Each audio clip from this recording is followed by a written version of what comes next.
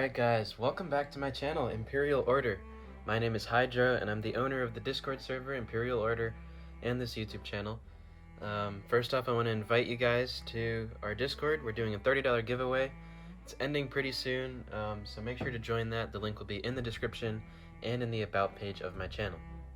Without further ado, let's get started.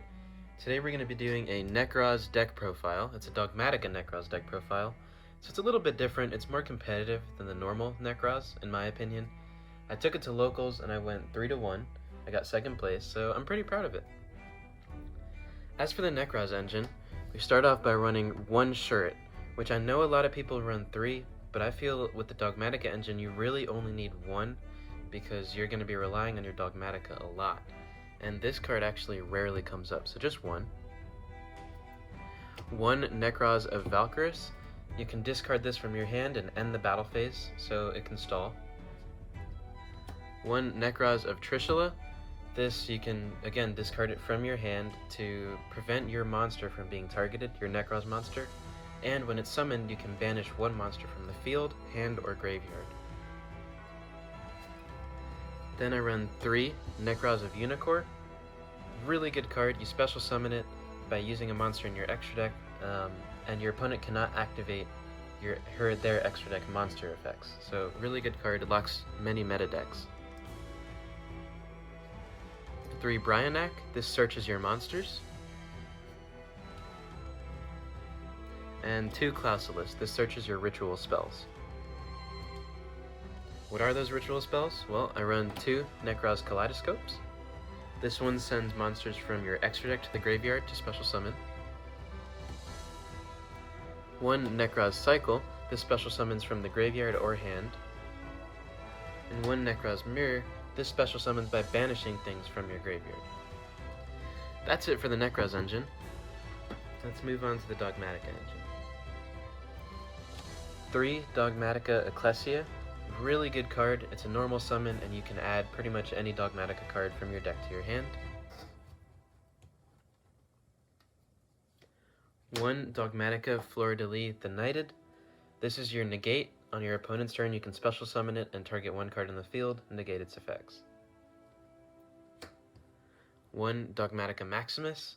This sends 2 cards from your extra deck to the graveyard and 2 cards from your opponent's extra deck to the graveyard. So you can send things like Herald and get, your ritual spell materials, or you can send Elder Entity to pop a card on your opponent's field. Really good card, and you're getting rid of 2 of your opponent's extra deck monsters. Then I run 1 White Knight of Dogmatika. Not a lot of people know that Dogmatika actually has a ritual monster, but what this one does is on your opponent's turn, you can send 1 monster from your extra deck to the graveyard, 1 monster from your opponent's extra deck to the graveyard. So it's pretty much a board disruption on your opponent's turn, because you can just send an Elder Entity and pop one of their cards. And the ritual spell for that is Dogmatic Calamity. Then I run 3 Nadir Servant. It's one of the best cards in the game right now. Send 1 monster from your extra deck to the graveyard, which can be, again, Herald or Elder Entity, whatever. And you can add a Dogmatika card. And the last card, it's the only trap card in the deck, 1 Dogmatika Punishment. Onto your hand traps and normal summons.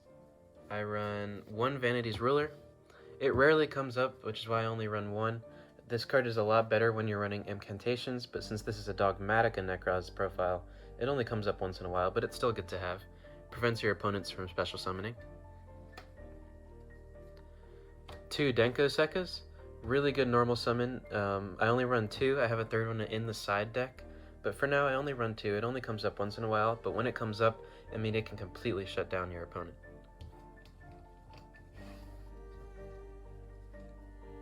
1 Psyframe Driver with 3 Psyframe Gammas.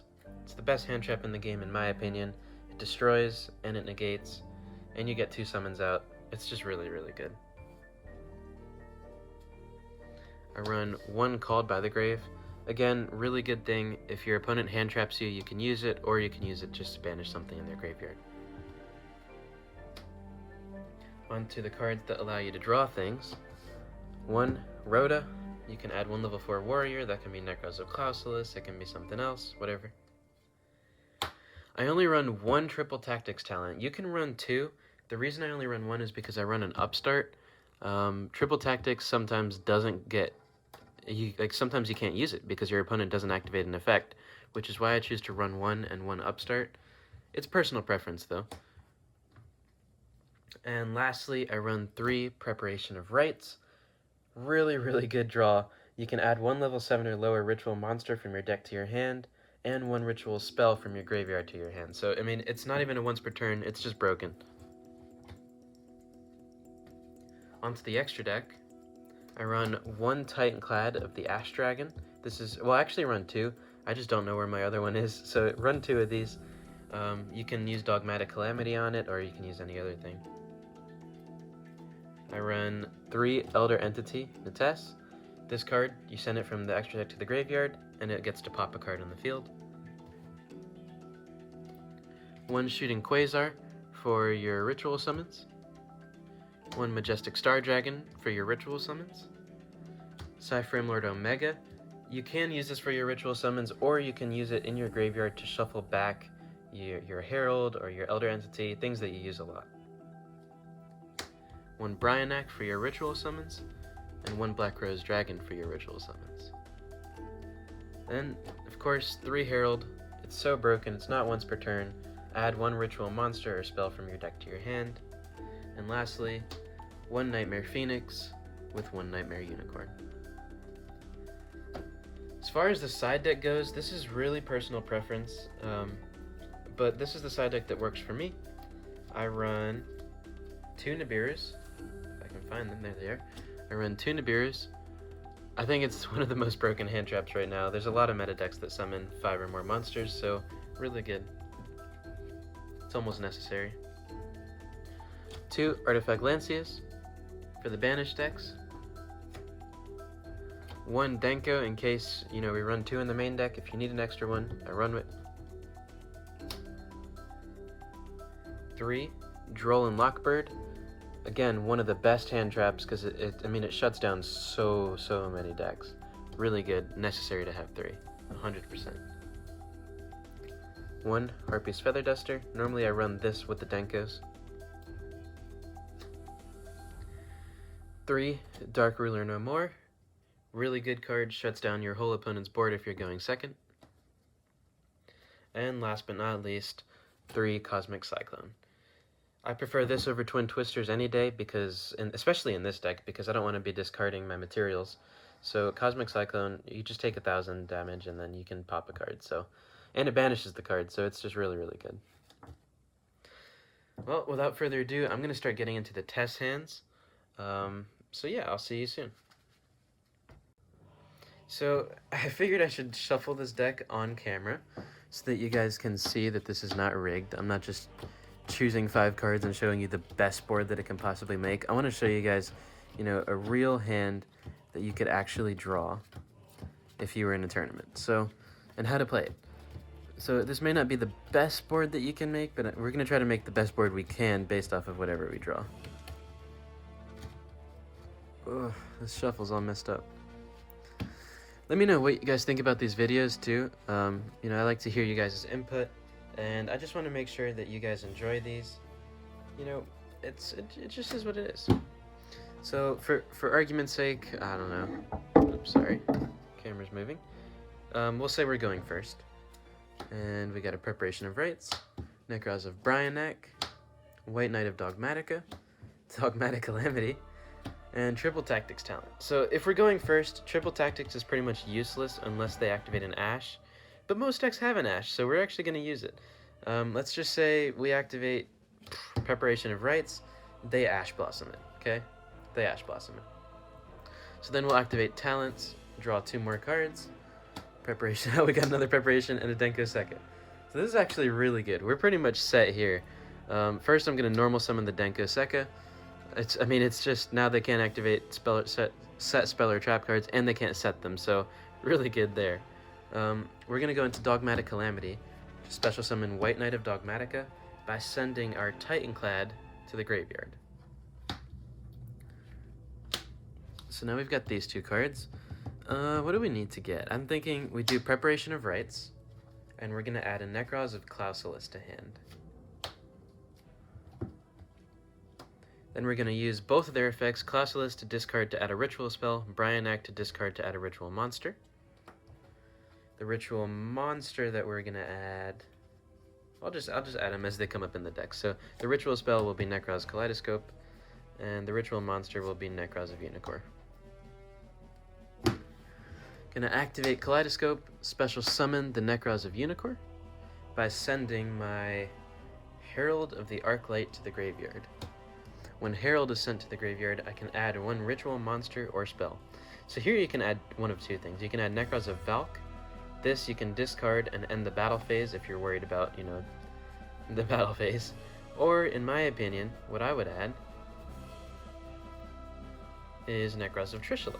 Because now if they try to target your Unicorn, because they can't activate special summoned effects from the extra deck, you can just discard this and negate the target. So this is the board that we made with our hand. It's not the best board, but it's pretty good. Let me just break down what we have here. We have our Trishula in case they try to target our Unicorn.